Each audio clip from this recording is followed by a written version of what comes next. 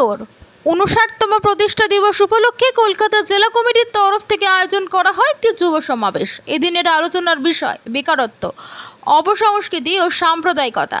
প্রধান অতিথি হিসেবে উপস্থিত ছিলেন সংগঠনের সর্বভারতীয় সভাপতি কমরেড নিরঞ্জন নস্কর মহাশয়, পশ্চিমবঙ্গ রাজ্য কমিটির সম্পাদক কমরেড মলয় পাল মহাশয়, কলকাতা জেলার সম্পাদক কমরেড সমর চ্যাটার্জি মহাশয় ও কলকাতা জেলা সভাপতি কমরেড সঞ্জয় বিশ্বাস মহাশয়।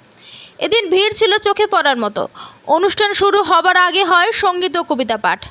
এদিন নিজের বক্তৃতায় রাজ্য কেন্দ্র সরকারকে এক হাত নিয়ে কমরেড নিরঞ্জন নস্কর জানান কিভাবে যুব সমাজ বেকারত্ব, অপসংস্কৃতি ও সাম্প্রদায়িকতার জন্য ভুগছে। পাশাপাশি তিনি আরও জানান যে আগামী দিনে AIDYOকে দুর্নীতির মোকাবিলা করতে হলে আরও বেশি শক্তিশালী হতে হবে। এই প্রসঙ্গে সংগঠনের সর্বভারতীয় সভাপতি কমরেড নিরঞ্জন নস্কর মহাশয় কি বললেন, চলুন শুনে নেওয়া যাক। আমাদের বিপ্লবী যুব সংগঠন অল ইন্ডিয়া ডেমোক্রেটিক ইউথ অর্গানাইজেশনের 59তম প্রতিষ্ঠা দিবস আজ ছিল। সারা ভারতবর্ষে যে দুর্নীতি, ভয়াবহ মূল্যবৃদ্ধি এবং সাম্প্রদায়িকতার বিরুদ্ধে, অপসংস্কৃতির বিরুদ্ধে দেশ জুড়ে একটা আন্দোলনের লড়াইয়ের মহল গড়ে তোলার উদ্দেশ্য নিয়ে আমাদের এই প্রতিষ্ঠা দিবস পালিত হয়েছে। আজকের কলকাতা জেলার সমাবেশ ছিল এবং এমন করেই বিভিন্ন জায়গায় সমাবেশ, আলোচনা সভার আয়োজন করা হয়েছে।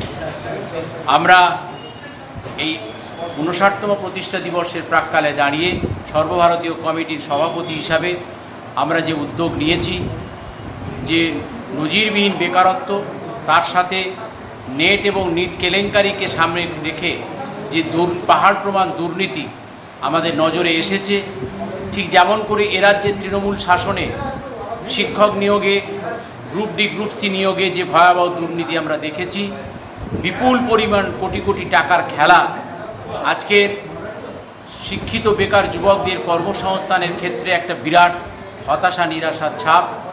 আমরা মনে করি লড়াই ছাড়া এর কোনো বিকল্প রাস্তা নেই।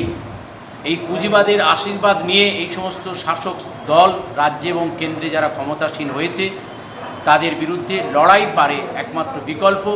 লড়াইয়ের মধ্য দিয়ে বেকারত্ব এবং দুর্নীতির বিরুদ্ধে, সাম্প্রদায়িকতার বিরুদ্ধে, অপসংস্কৃতির বিরুদ্ধে যথার্থভাবে আমরা তার মহল তৈরি করতে পারি, লড়াইয়ের মধ্য দিয়ে তার সমাধান করতে পারি। এটা আমরা পরিষ্কারভাবে মনে করি।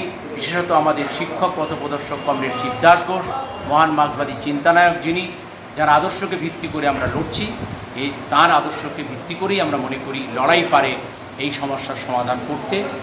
এই আবেদন আমরা সকল যুবকের কাছে রাখছি। এই দাঙ্গার অপবহিত পরে 1966 সালে আজকের দিনে 26শে জুন এই সংগঠনের প্রতিষ্ঠা হয় এবং তারপর থেকেই আমাদের